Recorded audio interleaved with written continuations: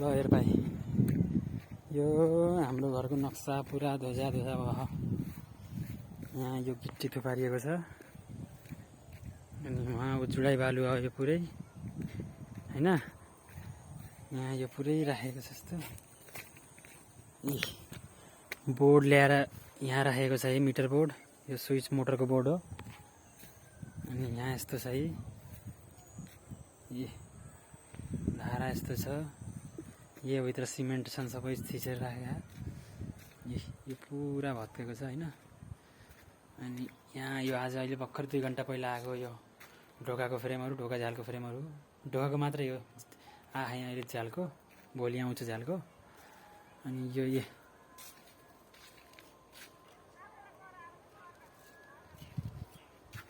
अनि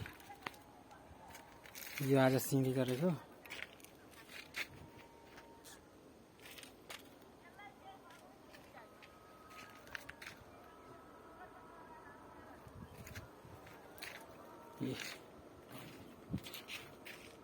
यसरी सटरिङ गरेर है।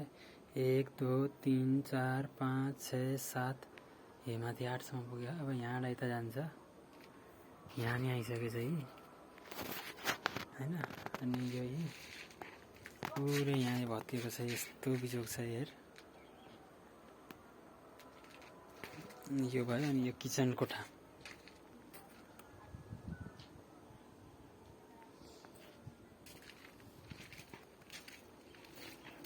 मिटर यहाँ उघाडिसके। यो पूजा कोठा हो।